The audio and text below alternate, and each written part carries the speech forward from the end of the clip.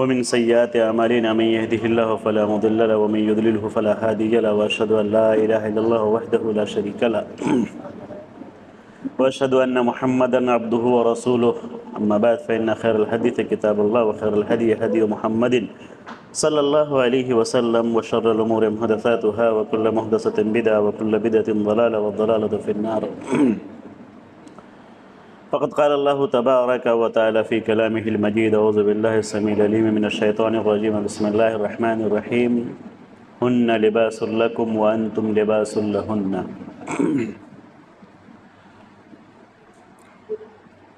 बड़ी शिकायत रहती है कि ये वहाबी लोग, सल्फ़ी लोग, अहले हदीस लोग दरूद नहीं पढ़ते हैं। चलिए आज मेरा जी चाहता है कि दरूद ही पहले पढ़ना है। अल्लाहुम्मा सल्लि अला मुहम्मदिन व अला आलि मुहम्मदिन कमा सल्लैता अला इब्राहीम व अला आलि इब्राहीम इन्नका हमीदुम मजीद। अल्लाहुम्मा बारिक अला मुहम्मदिन व अला आलि मुहम्मद कमा बारकता अला इब्राहीम व अला आलि इब्राहीम इन्नका हमीदुम मजीद। मैं शुक्रगुज़ार हूँ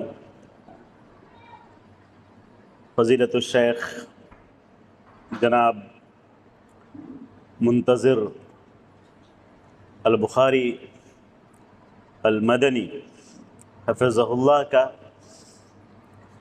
कि उन्होंने मुझ नाचीज़ को आप लोगों के सामने आने के लिए दावत दी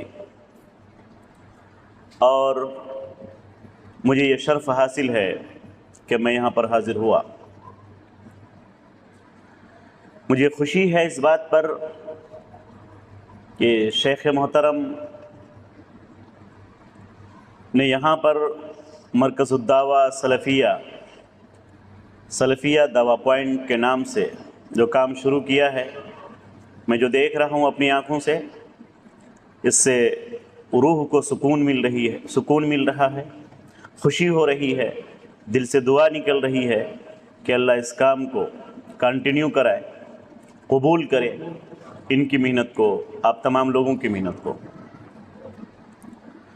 इस दौर में, जबकि ये दौर मादियत का है, पैसा कमाने का है, पैसा में कंपटीशन का है, इस दौर में अगर कोई दीन का काम करता है, अल्लाह की तरफ बुलाता है, तो यूं भी कुरान कहता है कि उससे बेहतर इंसान कौन हो सकता है जो अल्लाह की तरफ बुलाए, अल्लाह की तरफ लोगों को दावत दे।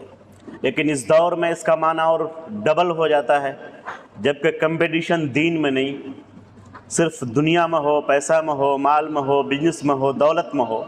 उस वक्त अगर कोई दीन की तरफ बुलाता है और कुछ लोग अगर उसकी तरफ आते हैं, उस दावत की तरफ आते हैं, तो उससे बड़ी बात रोए ज़मीन पर कोई नहीं हो सकती है।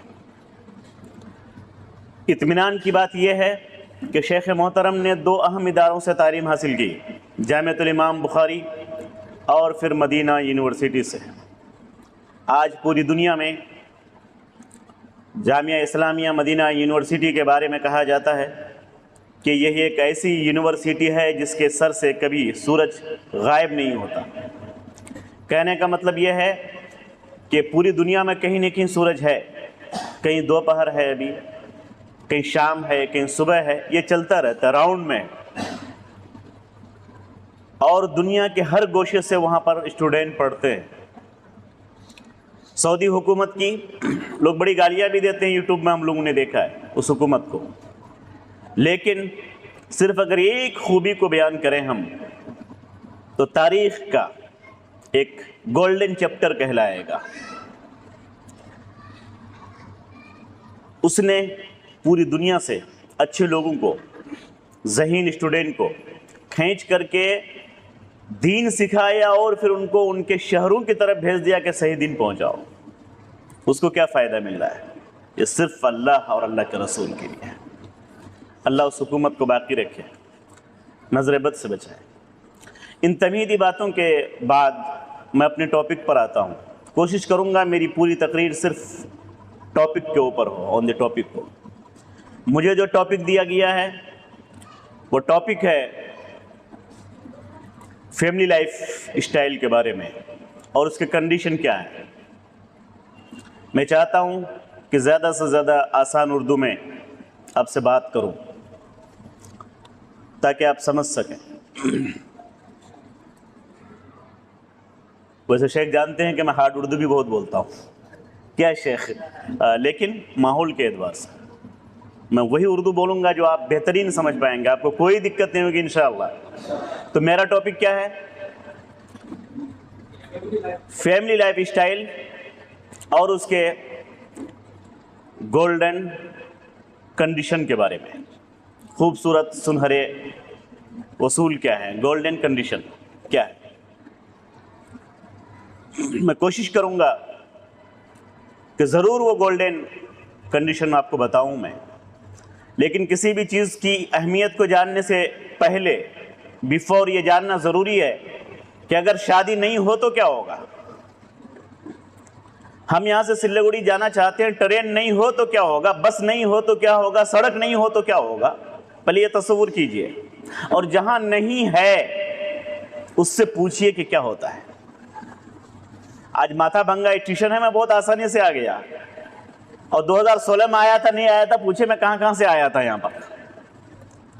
तो जिसके पास है उसको एहसास नहीं होता है। मैं उतरा और आराम से आ गया, और जब नहीं था इनके वालिद मोहतरम से पूछिए और जो उम्र दराज लोग हैं उनसे पूछिए, जब माथा भंगा स्टेशन नहीं था कितनी दिक्कत होती थी आपको ट्रेन पकड़ने में। तो इन सुनहरे वसूल को जानने से पहले ये जानना जरूरी है कि जहां ये वसूल है ही नहीं, जहां ये कंडीशन नहीं है लाइफ में, वहां हो क्या रहा है। मैं ज्यादा नहीं, कुछ बातें आपके सामने रखूंगा। अगर आप पूरी दुनिया का, आज पूरी दुनिया आपकी मुट्ठी में है, पूरी दुनिया आपके मुट्ठी में है। मोबाइल खोलिए, सारी चीज़ों में, झूठ बोल रहा हूँ सच बोल रहा हूँ, सारी चीज़ आपके सामने में है। और ये दौर हिदायत के लिए, तौफीक के लिए कि अल्लाह आपको तौफीक दे रहा है कि नहीं, ये सबसे खतरनाक दौर है। अब कोई बहकाने से ज्यादा इस बात का इम्कान है कि आप खुद ना बहक जाएं और हक होने के बावजूद आप खुद ना कबूल करें। ये सबसे बड़ा चैलेंज है, क्योंकि सब आपके सामने है। पहले ये होता था मौलाना साहब ने जो कहा जिस फिरके के, वही आपने सुना, बस दहीन खत्म हो गया मामला। आज ऐसा नहीं है, आज सारी चीज़ें आपके स्क्रीन पर है, एक टच में सारी चीज़ें आ जाती हैं। उसके बावजूद अगर आप नहीं संभलते हैं तो ये तो बदनसीबी है। खैर, जिन मुल्कों में फैमिली लाइफ खत्म हो गई, उन मुल्कों में से पहला मुल्क यूरोप है। पहला मुल्क क्या है? यूरोप है। उसके बाद फ्रांस है, फिर अमेरिका है, और भी बहुत सारे ममालिक हैं, बहुत सारे कंट्रीज हैं। मैं सिर्फ ये 2-3 कंट्री ही का नाम इसलिए ले रहा हूं कि आप में से अक्सर लोग जानते हैं। उन कंट्रियों में, उन देशों में शादी का कॉन्सेप्ट नहीं है, नहीं है।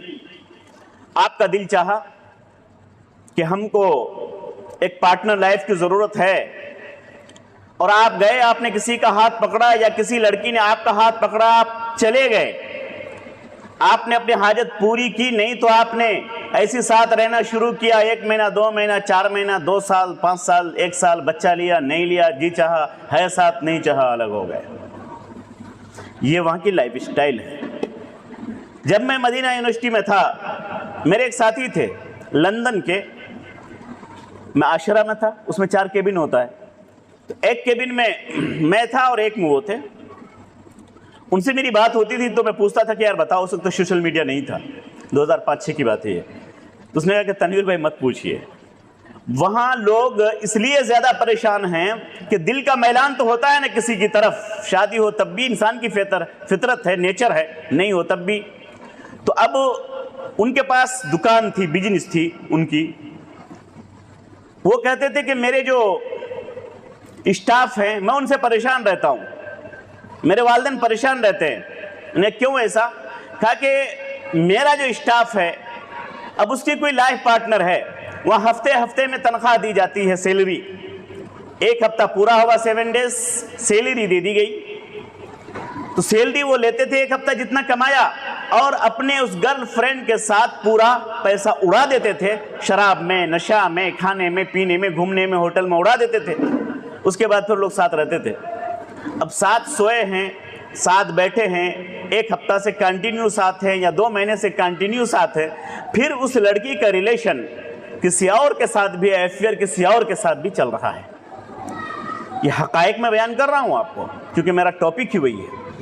अब वो दूसरा उसका जो बॉयफ्रेंड था, जो हो सकता है इससे ज्यादा हैंडसम हो सकता है उसके पास पैसा ज्यादा हो सकता है लुभाने का अंदाज उसके पास ज्यादा हो, फिर वो आता था और एक ही रूम में पहले का जो बॉयफ्रेंड है वो और वो गर्लफ्रेंड सोए हुए हैं इनके घर में, छुट्टी का वक्त है, सैटरडे का टाइम है, संडे का टाइम है, उसका दूसरा बॉयफ्रेंड आता है, इसका हाथ पकड़ता है, लेके चला जाता है, टाई टाई फिश।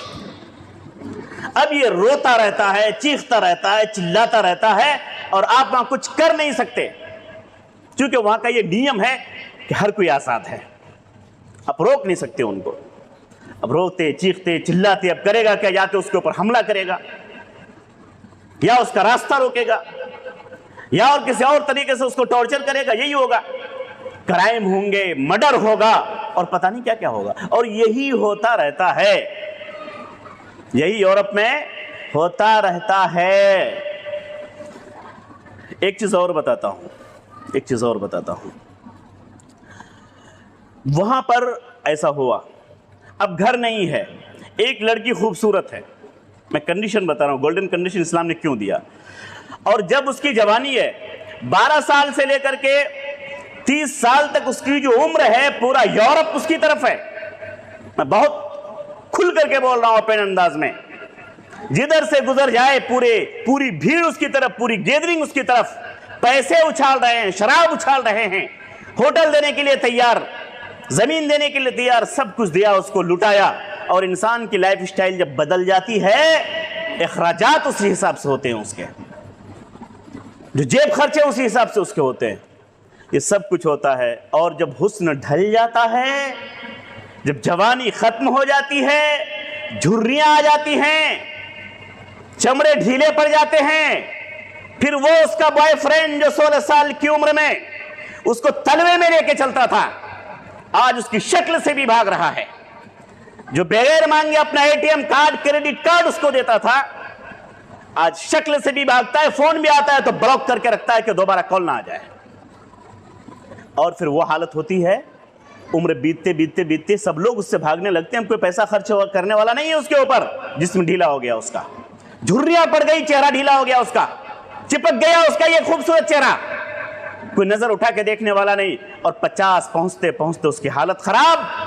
और जब वो बीमार पड़ती है, कोई पुरसा निहाल नहीं। पहले सर में दर्द होता था तो बॉयफ्रेंड की लिस्ट रखती थी, अभी कौन भेंट करेगा, उसके बाद कौन मुलाकात करेगा, उसके बाद कौन विजिट करेगा, ये सेब लेके आया, वो अंगूर लेके आया, वो तोहफे लेके आया, वो मिठाई लेके आया, वो क्रेडिट कार्ड लेके जा रहा है, पैसे की कमी तो नहीं, कुछ हो तो कॉल कर लेना, मिस कॉल मार देना, ऑफिस छोड़ के आ जाऊंगा। और इधर कॉल पे कॉल कर रहे हैं, 50 साल के बाद कोई पूछने वाला नहीं। मेरे भाइयों, ये अफसोसनाक। उसके बाद हुआ क्या, यूरोप में फैमिली सिस्टम बिखर गया, फैमिली सिस्टम बिखर गया, ना शौहर है, न बीवी है, न मां है, न बाप है, कोई नहीं है, कोई नहीं है। और उस उम्र में जाकर के अब बीमार हुआ तो कोई पूछने वाला नहीं, बूढ़े हो गए तो उठाने वाला नहीं, कोई ऐसा है कि जायदाद बहुत है उसके पास, प्रॉपर्टी बहुत है उसके पास, लेकिन न बेटा है, न बेटी है, न मां है, न बाप है, बस इस प्रॉपर्टी का क्या होगा? चलिए उसके पास जो डॉगी है उसके नाम कर दिया, सुना होगा आप लोगों ने, मैं सिर्फ रिमाइंड कर रहा हूं। डॉगी के नाम करोड़ों की प्रॉपर्टी कुत्ते के नाम कर दी उसने, कुत्ता उसका लाइफ पार्टनर है, कुत्ते की मौत मर रही है, कुत्ता उसका लाइफ पार्टनर है। मेरे भाई, हकायक हैं। उसके बाद कोई पूछने वाला नहीं, तो क्या बनाया? अच्छा, अब शादी भी हो गई, शादी तो होती नहीं वहां पर, अब बच्चे उनके पैदा हो गए बगैर शोहर के। अच्छा, एक बात मैं आपको बताता हूँ, जब यहाँ पर फार्म भरा जाता है, अब यहाँ भी आने लगा है, तो पहले फार्म में होता था नाम, नेम, स्टूडेंट्स नेम, उसके बाद होता था फादर्स नेम, उसके बाद फिर पासपोर्ट वगैरह का दौर आया तो फिर आने लगा मदर्स नेम। हमारे इंडिया में भी ये चल रहा है अभी इतना। फिर डेट ऑफ बर्थ या बर्थ डेट ये चल रहा है, फिर एड्रेस वगैरह रहता है। अभी हिंदुस्तान में भी कुछ कुछ इलाकों में बाप का नाम काटने लगा है, कटने लगा बाप का नाम, नेम ऑफ स्टूडेंट्स, उसके बाद फिर माँ का नाम। ये हो रहा है ना, हाँ जान रहे हैं आप, माँ का नाम डायरेक्ट। क्यों? क्योंकि ये बीमारी यहाँ भी अब कहीं कहीं आने लगी है कि बाप का पता ही नहीं कि बाप कौन है। एक तो ये, और दूसरी बीमारी और भी कुछ बीमारियां जिसकी वजह से परेशानी आई है, माँ का नाम डायरेक्ट होता है, बाप का नाम नहीं होता। यूरोप में आज से 50 साल पहले बाप का नाम खत्म हो चुका है। क्यों? बाप का पता ही नहीं है कि बाप कौन है, तो खाने में कौन लिखेगा? हो सकता है ये भी बाप हो सकता है, वो भी हो सकता है, वो भी हो सकता है, वो भी हो सकता है, किसका लिखेगा? इसलिए यूरोप के किसी भी रजिस्टर में बाप का नाम आप नहीं पाएंगे। अजीब नहीं लग रहा है? लेकिन वहां का ये कल्चर है, जब बाप है ही नहीं तो नाम किसका लिखेगा? मेरे भाइयों, बहुत खतरनाक पोजीशन है, ठीक है। अब जब बाप नहीं है तो दो बीमारियां वहां पर आई, दो खतरनाक बीमारी आई। एक खतरनाक बीमारी ये आई वहां पर मेरे भाई कि बसा औकात एक खतरनाक पोजीशन आप तस्वीर कर रहे हैं, मैं अल्फाज को अदब के दायरे में बोल रहा हूं। ये औरत से एक बच्चा पैदा हुआ 16-17 साल की उम्र में, उसके फिर 16-17 साल के बाद फिर एक बच्चा पैदा हुआ, या 20 साल के बाद फिर एक बच्चा पैदा हुआ, और वो औरत कह रही है कि ये दोनों आपस में बाप बेटा भी हैं और भाई भाई भी हैं। इंसान की पेशानी शर्म से झुक जाती है। अब तसव्वुर कीजिए, आप अपने अल्फाज में आप बयान नहीं कर सकते हैं कि क्या कह रहा है उसे, वो औरत क्या कह रही है और क्या कहा जा रहा है, और फख्र से वो लोग लिख रहे हैं। जब ये पोजीशन होगी भाई साहब, तो आप बताइए अब वो उसकी माँ है या उसकी दादी है या उसकी बहन है, क्या है वो, या उसकी बीवी है वो? जब रिश्ते का पता नहीं तो आगे उससे आप क्या सर्विस लेंगे आप? नतीजा ये हुआ कि वहां पर बेटा तो पैदा हो गया, बेटी तो पैदा हो गई, और उसकी भी वही लाइफ स्टाइल है जो उससे पहले के मोहतरम और मोहतरमा थी, जेंटलमैन और लेडीज की थी। उसके बाद क्या हुआ कि अब जब 60 क्रॉस कर गए, अब कोई पुरसाने हाल नहीं, तो इनकी उम्र कहाँ बीतेगी? हो सकता है अब कुछ पैसा भी नहीं हो, कोई पैसा फेंकने वाला भी उन पर नहीं हो, तब क्या होगा? तो ओल्ड एज होम ये बनाया गया, जो कॉन्सेप्ट मजबूरी की बुनियाद पर वहाँ पर लाया गया कि जिन वालिदैन के, जिन पेरेंट्स की औलाद नहीं है या नहीं देख रहे हैं, वो कहाँ जाएंगे, उनकी ज़िंदगी कहाँ गुजरेगी? तो हुकूमत ने और वहाँ की सोसाइटीज़ ने पैसे इकट्ठे किए, या हुकूमत ने पैसे दिए, और फिर जगह खरीद करके वहाँ पर ओल्ड एज होम बनाया गया, जहाँ पर बूढ़े लोगों को रखा जाता है। ये असल में उन लोगों के लिए नहीं था जिनके पास बच्चे हों, शादीशुदा लोगों, नहीं था। लेकिन ज़माना बिगड़ गया, कुछ बुरे हालात हमारे समाज में भी आ गए कि बच्चे नहीं देख रहे हैं अपने माँ बाप को, तो वहाँ भी ये कंसेप्ट आ गया है और लोग डालने लगे हैं कहीं कहीं, हिंदुस्तान में भी। ये ख़तरनाक दौर था। मेरे पास वक्त ज़्यादा नहीं है, वरने तो मैं आपको इस तरह की 2 घंटे तक सिर्फ मैं डिटेल्स में बताता कि क्या क्या होता है ज़िंदगी में, यूरोप में, अमेरिका में, फैमिली लाइफ स्टाइल में कोई पुरसाने हाल नहीं है। किससे शादी कर रहा है? अब माँ बेटे का जब ये रिश्ता हो सकता है तो दूसरे के बारे में आप क्या कह सकते हैं? तसव्वुर कीजिए आप उस आलम में एक इंसान अगर चाहता है कि उनकी ज़िंदगी खूबसूरत हो, उनके पास बेटा हो, उनके पास बेटी हो, उनके पास माँ बाप हो। हमारे समाज में पूछिए, अगर कोई यतीम है मेरे भाई, किसी यतीम से पूछिए कि एक माँ की कीमत क्या है, आंखों में आंसू आ जाएगा, आपको रोना आ जाएगा। जिसके पास बाप नहीं है, पूछिए कि एक बाप की कीमत क्या है। हमारे यहां अगर किसी समाज में किसी के पास बाप नहीं है तो उसकी ईद कैसे होती है, घर के बाजू में शादी कैसे होती है, आप उस यतीम बच्चे से पूछ सकते हैं कि उसके दिल पर क्या बीतता है। एक बच्चा भी अगर आपके समाज में गुजरता है, आपकी नजर के सामने से अगर आपके सीने में धड़कता हुआ दिल है और उसके पास बाप का साया नहीं है, तो आपके आंखों में आंसू आ जाएगा अगर आपके पास धड़कता हुआ दिल है आपके सीने में। लेकिन पूरे यूरोप में एक भी बाप नहीं है, उसको कोई फिक्र नहीं पड़ रहा है। इंसान जब बुराइयों में मुलव्विस हो जाता है तो यही होता है कि पूरा दिल काला हो जाता है और बुराई भी उसको बुराई नहीं लगती। यहां एक बाप नहीं हो तो हमें बर्दाश्त नहीं होता, और वहां बाप का पता ही नहीं है मेरे भाई। अब जरा तसव्वुर कीजिए कि उस समाज का हाल क्या होगा। यूरोप ठीक है, उसने दुनिया में टेक्नोलॉजी दी, यूरोप ने दुनिया में बहुत कुछ दिया, लेकिन यूरोप ने ये देते हुए वो जो ईसा अलैहिस्सलाम का जो गोल्डन कंडीशन था लाइफ के लिए, उसको खत्म कर दिया इन लोगों ने। उससे पहले मूसा के मानने वालों ने अलैहिस्सलाम, उससे पहले और नबियों के मानने वालों ने, आखिर में जनाब मोहम्मद रसूलुल्लाह सल्लल्लाहु अलैहि वसल्लम को अल्लाह ने भेजा और कुरान दिया कि जब तक ये दुनिया रहेगी कुरान का ये वसूल रहेगा, और उसी में पूरी जिंदगी के तमाम वसूल हैं, और उसी में लाइफ पार्टनर के भी वसूल हैं। कुरान कहता है, जो मैंने कहा था शुरू में, हुन्ना लिबासुल लकुम व अंतुम लिबासुल लहुन्ना, ये तुम्हारे लिबास हैं, तुम उनके लिबास हो, ये तुम्हारी चादर हैं, तुम उनके चादर हो, ये तुम्हारे लिहाफ है, तुम उनके लिहाफ हो। मेरे भाई, यहां बहुत सारी चीजें पोशीदा हैं। इस्लाम ने एक बेहतरीन कंसेप्ट दिया शादी का।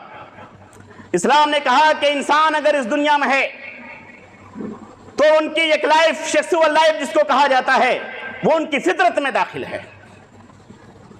अगर एक लड़की है तो एक लड़के की तलब होना उसकी फितरत में दाखिल है, एक लड़का है तो एक लड़की की चाह होना उसके दिल में दाखिल है, उसकी फितरत में दाखिल है, इसको बदला नहीं जा सकता।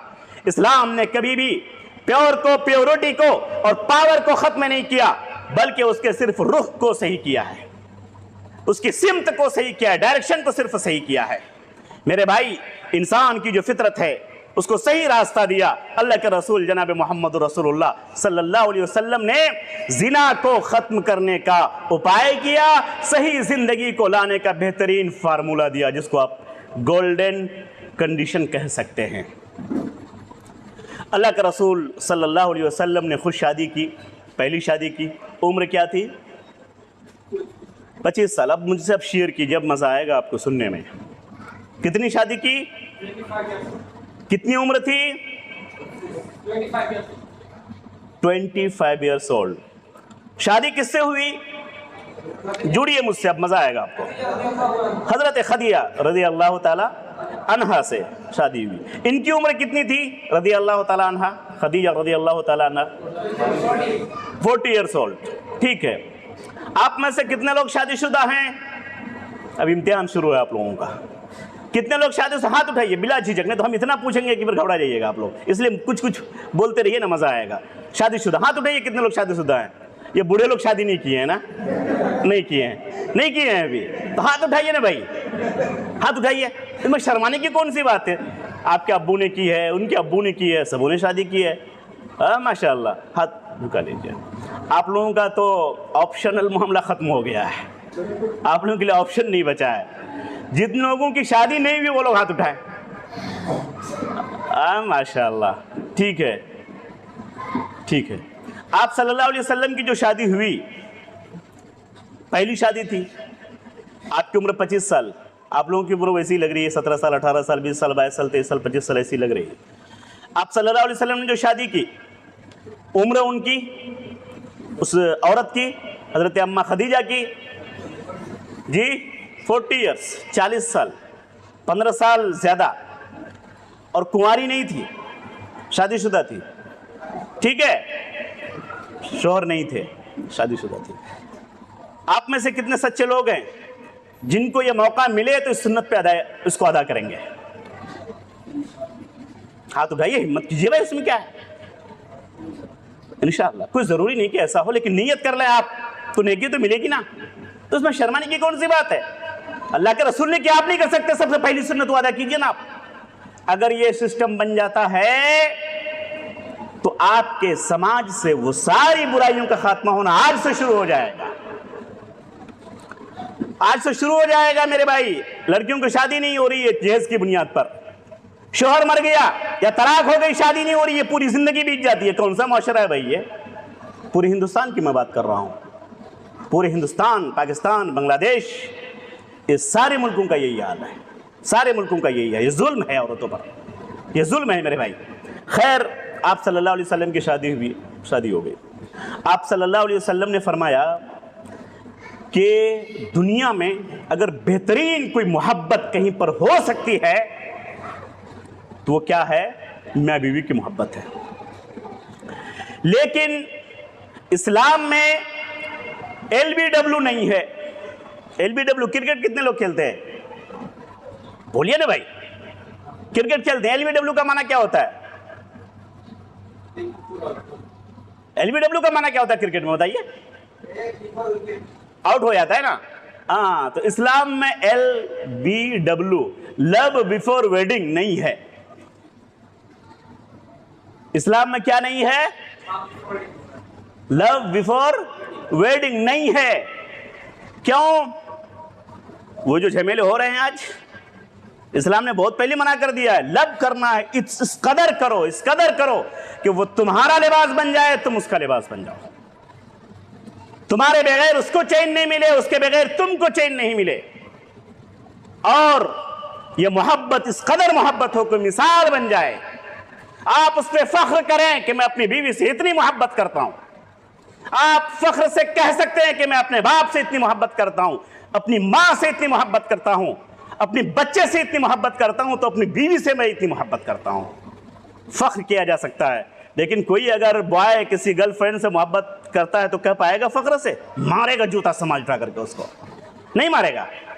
समाज न भी मारे तो कम से कम हिम्मत नहीं कर पाएगा वो, है कि नहीं? बड़ा भाई सुनेगा तो गर्चे वो भी गड़बड़ अगर किया है लेकिन बोलने की हिम्मत नहीं कर सकता है। ये है, यानी जो बुरा है उसको इंसान बरसरेआम बोलने की हिम्मत नहीं कर सकता। लेकिन प्यारे नबी सल्लल्लाहु अलैहि वसल्लम फख्र से कहते हैं कि मेरे लिए 3 चीज़ें महबूब कर दी गई हैं, 3 चीज़ें महबूब कर दी गई हैं। नमाज, कुर्रतु ऐनी फी सलाह, नमाज की ठंडक मेरी आंखों में है, और खुशबू मुझे बहुत पसंद है, और बीवी मुझे बहुत पसंद है, औरतें मुझे बहुत पसंद है, मेरी बीवियां। अल्लाह के रसूल फरमाते हैं। कुरान की बेशुमार आयतें इस पर दलालत करती हैं, बेशुमार हदीसें इस पर हैं। प्यारे नबी जनाब मोहम्मद रसूलुल्लाह सल्लल्लाहु अलैहि वसल्लम ने फरमाया, तुम ऐसी औरत से शादी करो जो बहुत ज्यादा मोहब्बत करने वाली हो और बहुत ज्यादा बच्चा देने वाली हो। अब आप कहेंगे मौलाना अभी आपने कहा कि LBW नहीं इस्लाम में, तो फिर ये औरत बहुत ज्यादा मोहब्बत कर रही है, कैसे पता चलेगा? भाई इश्काल कर सकता है, आजकल बहुत मनचले हैं मेरे भाई। अगर आप सही आदमी है ना तो खानदान का पता उसका लिबास देखकर नहीं, उसके बाप दादे का पता लगाकर लगाएंगे कि किस नस्ल का है, ये किस नस्ल का है, इसका कैरेक्टर कैसा है, उसके बाप दादा कैसे थे, इससे पता चलेगा। उसके चेहरे की चमक से और मुरझाए हुए चेहरे से पता नहीं चल सकता है कि इसकी नस्ल कैसी है, उसका कैरेक्टर कैसा है। तो मेरे भाई, उनके माँ बाप कैसे हैं, क्या आपस में उन लोगों में बहुत मोहब्बत है, पता चलेगा आपको कि फला फैमिली में आपस में बहुत मोहब्बत है, कभी झगड़ा होते हुए नहीं देखा, आपस में बड़े प्यार से रहते हैं, कम कमाते हैं, दुनिया बहुत कम है, दौलत बहुत कम है, तब भी आपस में बहुत प्यार है, बच्चों को पढ़ा रहे हैं, कभी लड़ते नहीं देखा गया, कभी झगड़ते नहीं देखा गया, भाई भाई पे डंडा नहीं चला रहा है। ये माहौल जब आप खुद, समाज वाला बोलेगा बहुत अच्छे लोग हैं भाई, पैसा खर्चे कम है, लोग बहुत अच्छे हैं, ये लोग कभी लड़ाई नहीं करते, आपस में मिल बैठ के खाते हैं। इसने मछली अगर आज खरीद के लाया है तो सभी बांट लेते हैं, आपस में गुजारा कर लेते हैं। कल कोई और लाता है तो वो आके बांट लेते हैं, सभी गुजारा कर लेते हैं। कभी आपस में झगड़े करते हुए नहीं देखा गया, लड़ाई करते हुए आपस में नहीं देखा गया। पता चल जाएगा क्या नहीं कि यहाँ का जो फल होगा वो कैसा होगा, इस दरख्त का, इस खानदान का जो फल होगा वो कैसा होगा, पता नहीं चलेगा। सेम हाल लड़कों का भी है मेरे भाइयों। तो कैसे पता चलेगा कि मोहब्बत करने वाली औरत से शादी करो?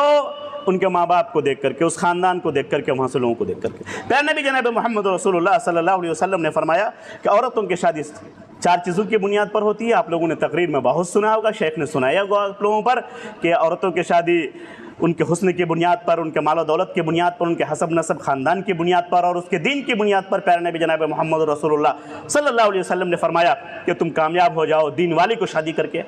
यहाँ भी शादी का हुक्म है। प्यारे नबी जनाब मोहम्मद रसूलुल्लाह सल्लल्लाहु अलैहि वसल्लम ने फरमाया कि बहुत मशहूर वाक़या हज़रत आयशा से जो मरवी है, 3 लोग आए और कहा कि मैं सिर्फ रोज़ा ही रखना चाहता हूँ, किसी ने कहा कि मैं सिर्फ इबादत ही करना चाहता हूँ, किसी ने कहा कि मैं पूरी रात तहज्जुद ही पढ़ना चाहता हूँ। आप सल्लल्लाहु अलैहि वसल्लम को खबर हुई, आप सल्लल्लाहु अलैहि वसल्लम बाहर आए, पूरा सुने, अम्मा आयशा ने सुनाया, गुस्सा हो गए, आप सुर्ख हो गए, आपका चेहरा आंखें सुर्ख हो गई, गुस्सा से लाल पीला हो गए। कहा कि क्या तुम मुझसे ज़्यादा तुम इबादत करने वाला बनना चाहते हो? ऐसा हरगिज़ नहीं हो सकता है। मैं रात में तहज्जुद भी पढ़ता हूँ और अपनी बीवियों के पास भी जाता हूँ, मैं रोज़ा रखता हूँ और कभी नहीं भी रखता हूँ, नफली रोज़ा।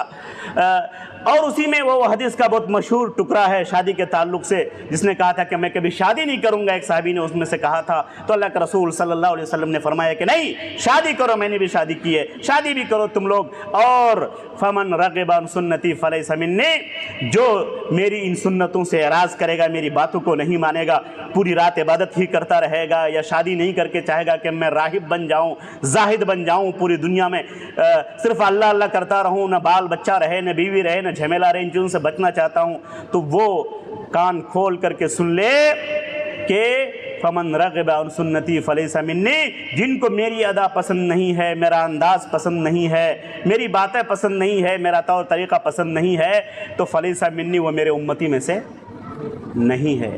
ये किसके इसमें कहा गया, किस ज़िम्न में कहा गया, ये किस कॉन्टेक्स्ट में कहा गया? शादी के ताल्लुक़ से। शादी एक इम्पोर्टेंट चैप्टर है, भरी हुई ये किताब है, आप लोगों को मौका नहीं मिलता है पढ़ने, उलमा बोलते नहीं, बताते नहीं। शादी, ताज्जुब होगा, एक शादी पे अगर बात की जाए तो पूरी अदालत बदल जाएगी, पूरा माहौल बदल जाएगा। मेरी नज़र एक किताब पर पड़ी, किताब के लिखने वाले एक आलिम दीन है, हाफिज सलाहुद्दीन यूसुफ साहब, नाम अच्छी तरह जानते होंगे, उनके बेटे से हम लोगों की मुलाकात रही है जामिया इस्लामिया में। किताब बहुत छोटी सी है, मेरे ख्याल से 50-60 पेज की किताब होगी या उससे थोड़ा सा ज़्यादा। किताब का नाम था मफरूर लड़कियों का इलाज। मफरूर लड़कियों का इलाज मतलब वो लड़कियां जो भाग रही हैं घर से, उसका इलाज क्या है। आपको ताज्जुब होगा कि उसका इससे क्या ताल्लुक है, और क्या ऐसा हो सकता है कि लड़कियां जो घर छोड़ के भाग रही हैं, और ये वाकया, ये किताब उस वक्त सामने आई जब हिंदुस्तान, पाकिस्तान वगैरह और पूरे इससे बेतहाशा लोग भाग रहे थे, और अभी भी तो भाग रहे हैं। अब तो शादीशुदा भी औरतें भाग रही हैं। वो शीमा हैदर भाग के आई वहां से, मंजू यहां से भाग के वहां चली गई, बच्चे हो गए तब भी भाग गई। जरा सोचिए ये कैसा कंसेप्ट है, कैसा कंसेप्ट है ये। तो मफरूर लड़कियों का इलाज, उस किताब का नाम क्या है? मफरूर लड़कियों का इलाज। उसमें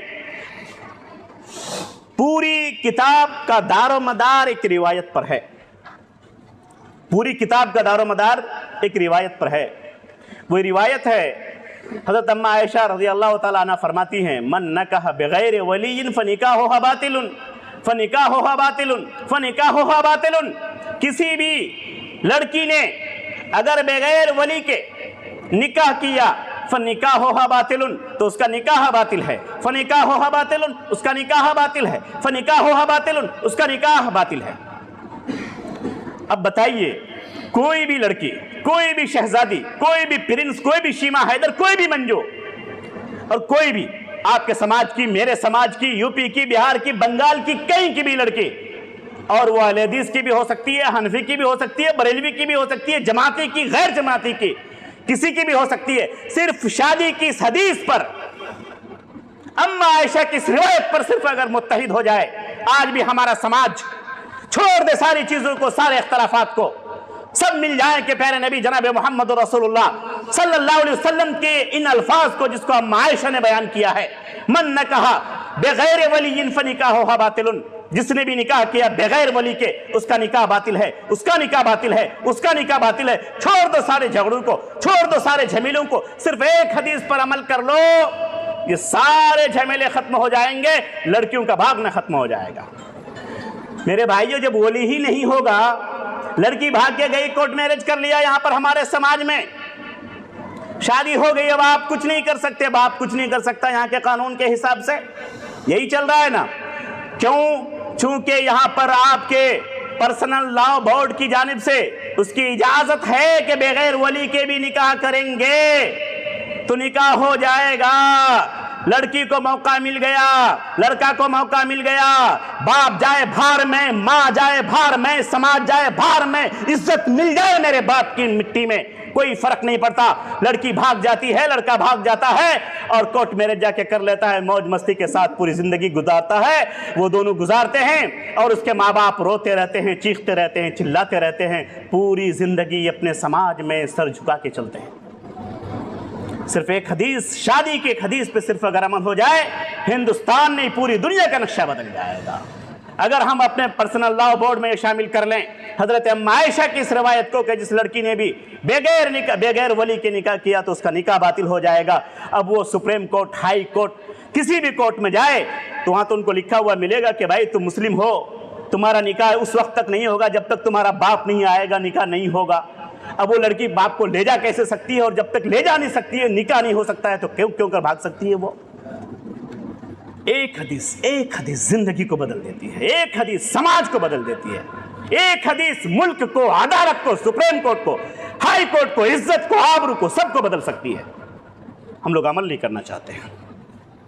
अगर हम लोग खुले दिल से प्यार नबी जनाब मोहम्मद रसूलुल्लाह सल्लल्लाहु अलैहि वसल्लम के, मैंने कहा था मेरे भाई, मैंने वसूल बताया था गोल्डन कंडीशन, ये सिर्फ यही हदीस अम्मा आयशा की, अगर आप कह सकते हैं कि गोल्डन हदीस में अगर इसका जिक्र किया जाए तो मैं समझता हूं कि इससे बड़ी बात कोई नहीं हो सकती है।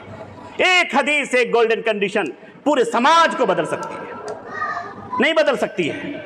सही हदीस है, हम अमल नहीं करते हैं मेरे भाइयों। शादी की बेशुमार रिवायतें, बेशुमार हदीसें हैं, बेशुमार। मैं तो वाकयात में जा ही नहीं रहा हूँ, सिर्फ यूरोप और अमेरिका का शुरू में सुनाया आपको।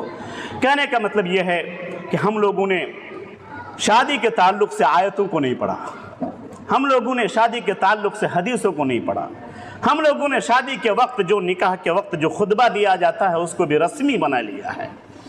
अगर उस खुतबे में बयान किए जाएं कि मियाँ बीवी के हुकूक क्या हैं, उसमें अगर बयान किया जाए कि क्या शराइत है, इसकी अहमियत क्या है मेरे भाई, ये पूरी जिंदगी बदल सकती है। क्योंकि इंसान का दिल आखिर दिल होता है, पत्थर का सिल नहीं होता है। स्टोन नहीं है आपका धड़कता हुआ दिल, पिघलेगा। उमर फारूक रजी अल्लाह ताला अन्हु जैसे पत्थर दिल इंसान का दिल पिघल सकता है। आप और हम किस खेत के मूली हैं, पिघलेगा। लेकिन वो कुरान की आयत सुने थे, हम लोग सुनने के लिए तैयार नहीं है, पढ़ने के लिए तैयार नहीं है। पढ़ना पड़ेगा, दिल से सुनना पड़ेगा मेरे भाइयों। अगर शादी के ताल्लुक से हदीसों को पढ़ेंगे, आयतों को पढ़ेंगे, तो आपको लगेगा कि आपने, अगर अमल करना शुरू कर देंगे तो आपको लगेगा कि आपने फतेह कर लिया मैदान को, आपने मैदान को फतेह कर लिया।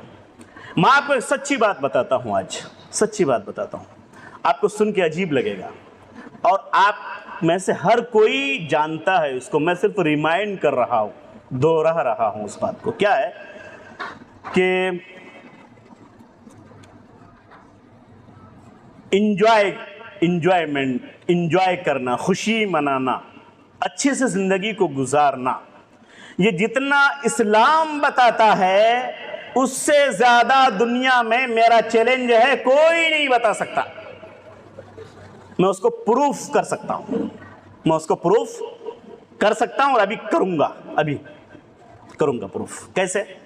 आज लगता है जब हम लोग यूट्यूब में जाते हैं तो दुनिया भर के झमेले यूट्यूब में सुनने को मिलती है मियाँ बीवी के ताल्लुक से। और आजकल कुछ एक्स मुस्लिम, वो कमीने जिसको इल्म नहीं, वो जालिम जिसको अपनी जिंदगी का पता नहीं कैसे उसकी तरबियत हुई, कैसे शादी हुई और कैसे उसका अकीदा बिगड़ा।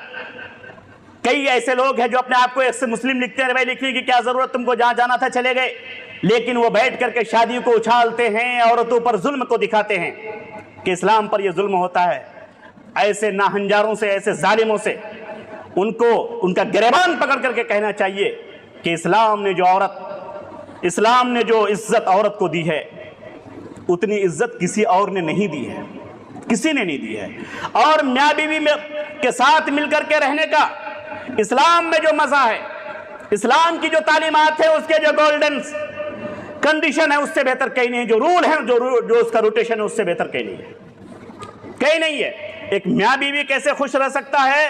ताज्जुब की बात यह है असल में कि हम लोगों ने भी थोड़ा जिस माहौल में पैदा हुए, जो मुआशरा है, हम लोग भी उसको देख सुन करके उसी में चलना शुरू कर दिए। शादी भी होगी तो जो रिवाज चल रहा है, अरे भाई चला आ रहा है, उसी को किए जा रहे हैं। बहुत सारी गलत सारी चीज़ें शादी में हो जाती है। सही चीज़ें हम लोग नहीं ला पाते हैं और नहीं ला पाने के चक्कर में बहुत सारी सही चीज़ों को हम लोग भूल जाते हैं। उसी में से एक कंसेप्ट हम लोगों के जहन में यह बैठा हुआ है कि औरत अदरवाइज हमारी बीवी, हमारी लाइफ पार्टनर, हमको लगता है कि हम उसके हाकिम हैं और वो कुरान की एक आयत लाते हैं और रिजाल क़व्वामून अला निसा पेश करते हैं। कहते हैं देखो तुम्हारा कुरान कहता है कि मर्द हाकिम बनाए गए हैं।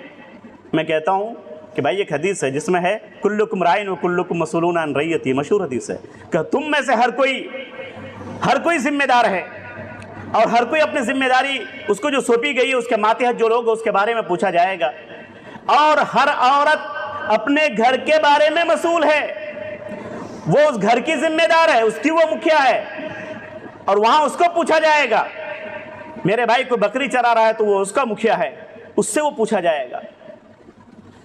औरत को किसी किसी मकाम पर मर्द को फजीलत है, किसी मकाम पर औरत को फजीलत है।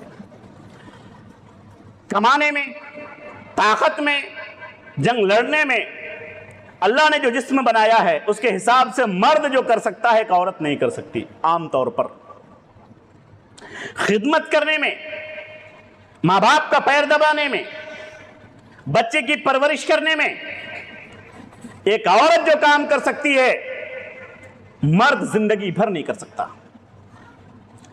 यहां पर अल्लाह तबारक व तआला ने कहा और रिजाल क़व्वामून अला निसा, तो इन जालिमों की निगाह इस आयत पर टिकती है। लेकिन प्यारे नबी जनाब मोहम्मद रसूलुल्लाह सल्लल्लाहु अलैहि वसल्लम ने जो साहबी से फरमाया कि सबसे ज्यादा किसका हक है, तो आप सल्लल्लाहु अलैहि वसल्लम ने, मैं टुकड़ा सुना रहा हूं हदीस का, आप सल्लल्लाहु अलैहि वसल्लम ने कहा कि तुम्हारी माँ का। फिर पूछा तो कहा किसका, फिर कहा तुम्हारी माँ का। फिर पूछा किसका, फिर कहा तुम्हारी माँ का। फिर पूछा किसका, तब कहा तुम्हारे बाप का। इन जालिमों की नजर इस हदीस पे नहीं जाती है। यह मकाम किसने दिया? यह नजर आता है तुमको? यह नजर नहीं आता है?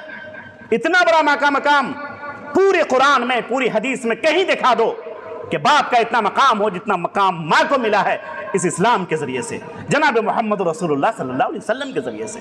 लेकिन नहीं, इसको उछालेंगे और इसकी हवा भी नहीं लगने देंगे। ये जिम्मेदारी आप लोगों पर है कि अगर वो उसको एक बार उछाल रहे हैं, 1000 बार आप इसको उछालिए। आप बताइए कि इस्लाम यह है, एक औरत का मकाम यहां पर यह है। वो कहते हैं इस्लाम में औरतों की अहमियत नहीं है।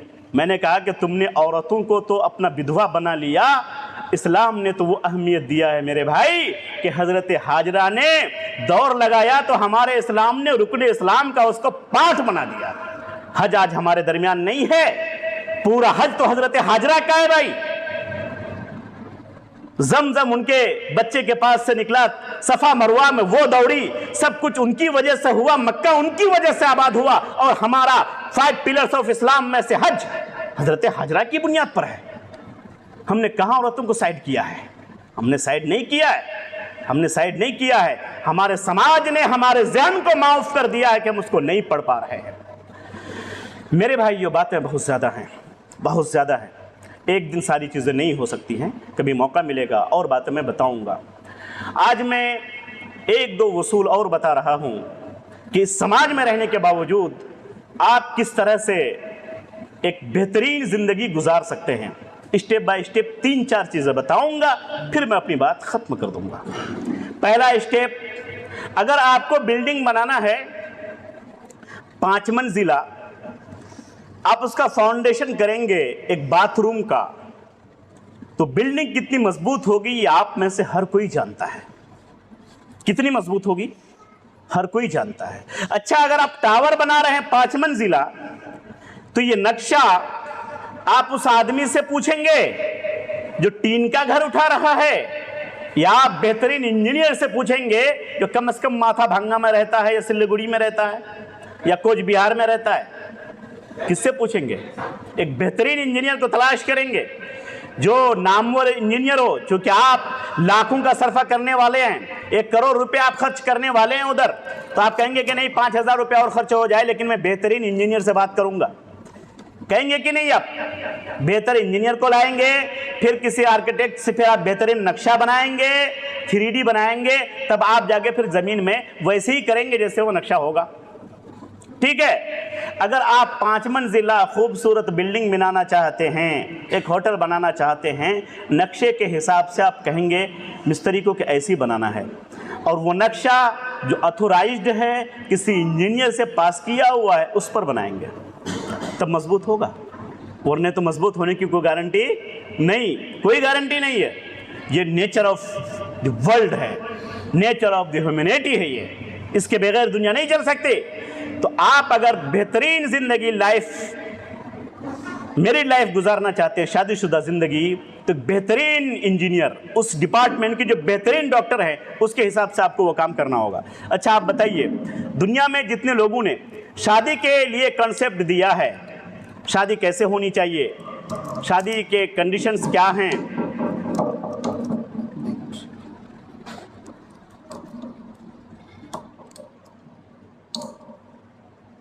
ठीक है, तो शादी के ताल्लुक से जब आप जानना चाहेंगे किसी भी चैप्टर पर, जब आप किसी डॉक्यूमेंट्स को जमा करेंगे नेट में भी, तो आप जो अथोराइज्ड चीज़ें हैं उसको इकट्ठा करना शुरू करेंगे। आज आप यहाँ से घर जाइए और सर्च कीजिए अपने मोबाइल में, दुनिया में जितने बड़े लोग आए, मैं सिर्फ नबियों की बात नहीं कर रहा, नबियों की, अदीबों की, लिखने वालों की, बोलने वालों की, धर्मशास्त्रों की, पंडितों की, पादरियों की, कलीसा वालों की, ज़िंदगी गुजारने के बड़े बड़े जो थिंकर हैं उनकी, मुफक्किरीन की, सबकी मैं बात कर रहा हूँ। रिसर्च कीजिए, सर्च कीजिए मोबाइल में कि शादी के बारे में सबसे ज़्यादा किसने बताया है।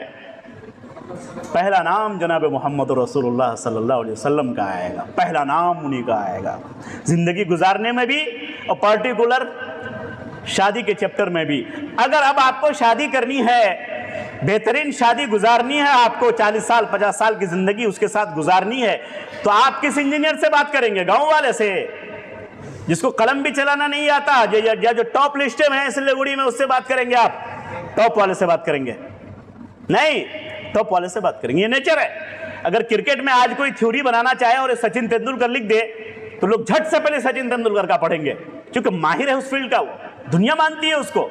तो शादी के चैप्टर में दुनिया मान रही है कि जनाब मोहम्मद रसूलुल्लाह सल्लल्लाहु अलैहि वसल्लम से ज्यादा किसी ने नहीं बताया, उससे ज्यादा अच्छा किसी ने नहीं बताया। तो आपको कामयाब शादी करनी है तो फिर किसका देखेंगे आप? किसका डाटा देखेंगे? किसका नक्शा देखेंगे? जनाब मोहम्मद रसूलुल्लाह सल्लल्लाहु अलैहि वसल्लम का। आज मुसीबत यह है कि मुसलमानों ने भी उस नक्शा को छोड़ दिया है, इसलिए हमारी शादी की बिल्डिंग धड़ाम से गिर जाती है। उस बिल्डिंग को मजबूत बनाना है तो जनाब मोहम्मद रसूलुल्लाह सल्लल्लाहु अलैहि वसल्लम की थ्योरी को, उनके डाटा को उठाना होगा और आपको पढ़ना होगा।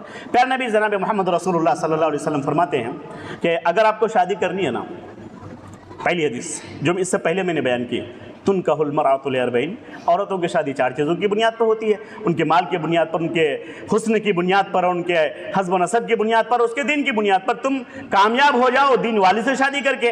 तो अगर आपको कामयाब होना है इस दीन में भी और दुनिया में भी, तो आपको कौन सी शादी करनी होगी? किसको तरजीह देनी होगी? दीन को। हम यही ठोकर खा जाते हैं। बसा औकात इस ठोकर खाने में, मुझे माफ़ कीजिएगा, माँ बाप का भी कसूर होता है। कभी कभी लड़का अच्छा होता है, वो चाहता है कि नेक लड़की मिल जाए। माँ बाप कहते हैं कि हमने इतनी मेहनत से पाला है, उसको पढ़ाया है, इतना पैसा खर्च किया यही सब करने के लिए। अरे किसी बड़े इंसान की, किसी मुखिया, प्रधान और एमएलए की बेटी से शादी कराएंगे, किसी जमींदार वाले और बड़े पैसे वाले की बेटी से शादी कराएंगे। क्या किया तुमने ये उसको पसंद करके? कभी कभी माँ बाप भी ऐसा करते हैं। माँ बाप भी कभी कभी कहते हैं कि ऐसे घर में शादी कराएंगे जो मोटरसाइकिल नहीं 4 चक्का दे और देने के लिए आए, जो खुद बोल के जाते हैं कि भाई इतने लोग हैं हमारे पास आए जो मेरे बेटे को देने के लिए तैयार है, लेकिन मेरा बेटा नहीं, किसी दीनदार की तलाश में है। ऐसे माँ बाप को भी सुधर जाना चाहिए। और प्यारे नबी जनाब मोहम्मद रसूलुल्लाह सल्लल्लाहु अलैहि वसल्लम का एक फार्मूला याद रखिएगा, माँ बाप की अहमियत अल्लाह के बाद सबसे ज़्यादा है, लेकिन किसी भी मखलूक की अताअत जहाँ पर दीन पामाल हो रहा हो, जहाँ पर अल्लाह की नाफरमानी हो रही है, तो बाप की बात भी नहीं माननी चाहिए। माँ की बात भी नहीं माननी चाहिए, शौहर की बात भी नहीं माननी चाहिए।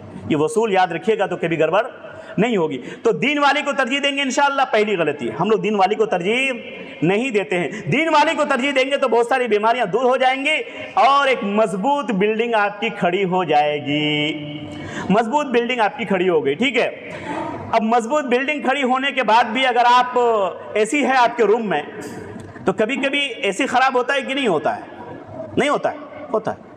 मिस्त्री बुलाते हैं, उसको सही कराते हैं। पंखा खराब होता है, लाइट खराब होता है, 2 साल के बाद बल्ब फ्यूज हो जाता है, चेंज करती हैं कि नहीं? बिल्डिंग नहीं चेंज करते हैं। 5 साल के बाद ये पुट्टी ने क्या आप लोग कहते हैं, जो कलर है जो आप लोग करते हैं, ये खत्म हो जाता है। कुछ साल के बाद रंग उतर जाता है, फिर उसको दोबारा करते हैं कि नहीं करते हैं? तो आपकी जो ये बिल्डिंग है 5 मंजिला शादीशुदा बिल्डिंग, इसमें कभी कभी अगर कहीं से बालू झड़ने लगा, कहीं से रंग डिफॉल्ट हो गया, कहीं बल्ब फ्यूज हो गया, एयर कंडीशन खत्म हो गया, तो उसको सही कराएंगे कि नहीं? खराब क्यों होता है?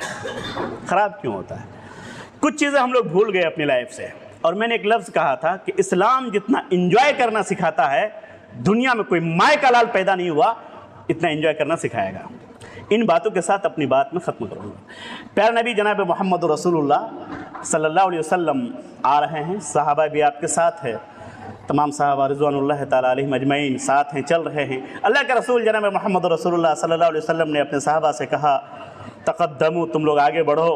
बढ़ गए, फ़तक़द्दमू, बढ़ गए। अब बच गए पीछे आप सल्लल्लाहु अलैहि वसल्लम और आपकी बीवी हज़रत आयशा सिद्दीक़ा रज़ी अल्लाह ताला अन्हा। जारिया छोटी थी, अभी उम्र कम थी, कम उम्र में उनकी शादी हुई थी, बदन हल्का फुल्का था। अम्मा आयशा सिद्दीक़ा रज़ी अल्लाह ताला अन्हा का कि आप सल्लल्लाहु अलैहि वसल्लम ने, चलो आज दौड़ लगाते हैं। लोग निकल गए पीछे, चलो दौड़ लगाते हैं, दौड़ते हैं आज। अल्लाह के रसूल सल्लल्लाहु अलैहि वसल्लम और आपकी शरीक हयात अम्मा आयशा ने उस चांदनी रात में दौड़ लगाए, दौड़े। आप सल्लल्लाहु अलैहि वसल्लम हार गए, पीछे रह गए, और अम्मा आयशा हल्का फुल्का बदन था, उम्र ज्यादा नहीं थी, दौड़ करके आगे हो गई, खुश हो गई, खुश हो गई। आप सल्लल्लाहु अलैहि वसल्लम खामोश हो गए, हार गए। कोई भी इंसान हारता है, कंपटीशन हो सकता है, हार गए। कई साल बीत गए, यहां तक कि अम्मा आयशा सिद्दीक़ा रज़ी अल्लाह ताला अन्हा का जिस्म भारी हो गया। फिर एक रात ऐसी आप सल्लल्लाहु अलैहि वसल्लम अम्मा आयशा किसी चांदनी रात में निकले हैं, रात में घूम रहे हैं। आप सल्लल्लाहु अलैहि वसल्लम ने कहा, आयशा चलो आज भी हम लोग दौड़ते हैं। कहा कि चलिए ठीक है, उनको तो था कि हमने एक बार जीता है मैच, आज चलो फिर चलते हैं। दोनों ने दौड़ लगाया, आप सल्लल्लाहु अलैहि वसल्लम आगे चले गए, अम्मा आयशा पीछे रह गई, और जो ही पीछे रह गई तो चेहरा उनका मुरझा गया। आप सल्लल्लाहु अलैहि वसल्लम के चेहरे पे जो इंसानी फितरत है, खुशी आ गई, ये करीब हुई और हारी हुई थी, चेहरा मुरझाया हुआ था। आप सल्लल्लाहु अलैहि वसल्लम ने कहा, कोई बात नहीं, उस बार का बदला है। आप लोग यहां पर शादीशुदा 70% लोग बैठे हुए हैं, ईमानदारी से बताइए, वो प्यारे नबी से बढ़कर कोई बाहया नहीं, अम्मा आयशा से बढ़कर कोई सिद्दीक़ा नहीं। जब वो पूरी कायनात के नबी अपनी बीवी के साथ दौड़ लगा सकते हैं, उनको हया नहीं है, और उनसे ज्यादा पूरी दुनिया में कोई हयादार नहीं, तब भी अपनी बीवी के साथ एंजॉय कर रहे हैं, दौड़ रहे हैं। आप लोगों में से ईमानदारी से बताइए कितने लोगों ने इस सुन्नत पर अमल किया, इस हदीस पर अमल किया है? कहते कि एंजॉयमेंट नहीं है, एंजॉय नहीं लाइफ में, बीवी से झगड़ा होता है, बीवी चेहरा देखती है तो आपका चेहरा उतर जाता है, आप उसका चेहरा देखते हैं तो उनका चेहरा उतर जाता है। हाथ से आते हैं तो बीवी का गुस्सा चढ़ा हुआ रहता है, और आपका चेहरा उनसे मिलते हैं तो उनका चेहरा उतरा हुआ है। कमा के आते आप हैं, चेहरा आपको सुकून नहीं मिलता है घर में। हुन्ना लिबासुल लकुम व अंतुम लिबासुल लहुन्ना, तुम उनके लिबास हो, वो तुम्हारे लिबास है। शर्म आनी चाहिए, शर्म आनी चाहिए। अपनी बीवी की जो बुराई, झगड़े की बुराई अपने रिश्तेदारों से बयान करते हैं, अपने दोस्त अहबाब से बयान करते हैं, अपने लोगों से और किसी और से बयान करते हैं, मेरी बीवी बहुत खराब है, मेरी बीवी ऐसी है, मेरी बीवी ऐसी है। या मैं 2 बात अर्ज करना चाहूंगा मेरे भाइयों, अगर आप अपनी बीवी की बात, अपनी बीवी की बुराई अपने दोस्तों से बयान करते हैं, अपने रिश्तेदारों से बयान करते हैं, गांव के लोगों से बयान करते हैं, सबसे पहली बात आप जनाब मोहम्मद रसूलुल्लाह सल्लल्लाहु अलैहि वसल्लम की हदीस की मुखालिफत कर रहे हैं। जनाब मोहम्मद रसूलुल्लाह सल्लल्लाहु अलैहि वसल्लम ने फरमाया, मियां बीवी के अंदर जो बातें होती हैं तीसरे को नहीं बताना चाहिए, ये बहुत ज्यादा खिलाफ वर्जी है। पहली बात। दूसरी बात, ये जो आपने इनकी बुराई दूसरे के सामने की, हुन्ना लिबासुल लकुम, वो तुम्हारे लिबास है, तुम उनके लिबास हो। आप अपने लिबास को फाड़ दो, आप अपने लिबास में कीचड़ लगा लो, आप अपने लिबास में गोबर के छींटे लगा लो, आप अपने लिबास को दागदार कर लो। उसके बाद दोस्तों से जाके को मेरा लिबास देखो फटा हुआ है, मेरा लिबास देखो यहाँ पर कटा हुआ है, मेरे दामन में देखो दाग लगा हुआ है, मेरे पैराहन में देखो गोबर लगा हुआ है। वो तुमको कहेगा अरे पागल तो नहीं हो गया, अपने कपड़े में दाग लगा करके मुझे आके कहता और फिर कल जाके फिर बोल रहे हो ये देखो ना जी यहाँ दाग लगा हुआ है, कितना अच्छा है देखो ना, अरे मेरा कुर्ता अच्छा नहीं है तो फिर पहन के क्यों आए हो भाई। आप अपना कुर्ता फाड़ करके अपने दामन में दाग लगा करके अपने दोस्तों से कह रहे हो, शर्म आनी चाहिए। हुन्ना लिबासुल लकुम, वो तुम्हारे लिबास हैं। अपने पाजामे को फाड़ दो और जाके कहो मेरा पाजामा फटा हुआ। बेशर्मी की हद हो गई कि नहीं हुई? वो तुम्हारे लिबास है ना, पाजामा आपका लिबास है कि नहीं है? अपने पाजामा को फाड़ दो, दोस्तों से जाके कहो कि मैं फटा हुआ पाजामा पहन के आया हूं। भाई क्या वक्त रह गई, बीवी मैं बीवी का झगड़ा होगा दूसरे को जाके कहेंगे आप। ये बेशर्मी की हद है, ये बेशर्मी की हद है कि मैं बीवी के झगड़े दूसरे की तरफ दूसरों को जाके कहते हैं। नंबर 1। नंबर 2, झगड़े क्यों होते हैं? कभी कभी ये चीजें करनी चाहिए जो मैंने कहा। बीवी के साथ कभी दौड़ लगा के देखिए, 10 साल के झगड़े खत्म हो जाएंगे, क्योंकि हदीस में वो ताकत है जो किसी अदालत में वो ताकत नहीं है। एक बार बीवी के साथ जाके दौड़ लगाइए, मैं कसम खा के कह सकता हूं, हानिस नहीं होऊंगा कि बीवी जो 10 साल से उसका चेहरा मुरझाया हुआ था वो भी कहेगा मैं डार्लिंग क्या हो गया आज। इतना बड़ा प्यार वो तो ताजमहल बना करके भी उसको नहीं मिला होगा मुमताज को, जितना मेरा शोहर मुझे लेके झोल रहा है। आप कभी अपने घर में एक लुकमा उठाइए, हाट से आए हैं, बीवी का चेहरा मुरझाया हुआ है, आप बर्गर खरीद के लाइए और अपने हाथ से तोड़ करके अपनी बीवी के मुंह में डालिए। सुनने में अजीब लग रहा होगा आपको, प्यारे नबी जनाब मोहम्मद रसूलुल्लाह सल्लल्लाहु अलैहि वसल्लम ने फरमाया आप अपनी बीवी के मुंह में लुकमा डालो, यह भी सदका है। नेकियां तुम ढूंढ रहे हो, नेकियां तुम्हारे उंगलियों में है, नेकियां तुम्हारे घर में है, नेकियां तुम्हारे फैमिली में है, कहां ढूंढ रहे हो तुम? एक बार एक लुकमा तोड़ करके रोटी का, बर्गर लाओ मार्केट से, एक एप्पल लाओ, एक सेब लाओ, एक तोड़ करके उसके मुंह में डालो, मैं अल्लाह की कसम खा के कह सकता हूं कि उसका गुस्सा कहां चला जाएगा, वो कितनी तुम्हारी मुरीद हो जाएगी तुम सोच नहीं सकते हो। करके तो देखो, इन चीजों को करके तो देखो। आखिरी बात सुनाता हूं मैं, प्यारा नबी जनाब मोहम्मद रसूलुल्लाह सल्लल्लाहु अलैहि वसल्लम, ईद का मौसम है, आप सल्लल्लाहु अलैहि वसल्लम मौजूद हैं, अम्मा आयशा मौजूद है और हबशी लोग खेल रहे हैं, उछल कूद कर रहे हैं, खेल रहे हैं। आप सल्लल्लाहु अलैहि वसल्लम के पीछे हजरत अम्मा आयशा आई, कंधे पे अपनी थोड़ी रखी और देखने लगी। आप सल्लल्लाहु अलैहि वसल्लम ने कहा कि हो गया, चलो। बोले नहीं, और देखने दीजिए, जल्दीबाजी मत कीजिए, और देखने दीजिए। और देखने लगे, और देखने लगे, और देखने लगे। सच बताइए कितने मैच आप देखने गए अपनी बीवी के साथ, दोस्तों के साथ बहुत गुलछड़ रहे हो रहे हैं आपने? कभी ऐसा भी किया आपने? इसलिए मेरे भाइयों, ये इंजॉय करने के जो ज़र्रीन वसूल हैं, जो गोल्डन कंडीशन हैं, जो गोल्डन रूल्स हैं, मेरा दावा है दुनिया के किसी दीन में नहीं, किसी धर्म में नहीं, किसी इंसानियत में नहीं है। और यकीन जानिए जो सही हदीस से साबित है, जो मैंने बयान किया, अल्लाह के शुक्र है वो सारी सही हदीस से मैंने उनकी रोशनी में बात की जल्दबाजी में। इन चीज़ों को अपनाइए, ज़िंदगी का मज़ा लीजिए। इन चीज़ों को अपनाएंगे तो बीच बीच में बल्ब ख़राब होता है, एयर कंडीशन ख़राब होता है, सही हो जाता है ना, बीच बीच में सब करते रहिए। साल भर में जितना कमाते हैं, 1 साल की कमाई से ज़मीन मत खरीदिए, 1 साल की कमाई से कुछ और मत कीजिए। वो कमाई 1 महीने की जितनी हो सकती है, 11 महीने से सब काम कीजिए। 1 महीने का पैसा बचा के रखिए, बीवी बच्चे को लीजिए, घूमने जाइए कहीं पर।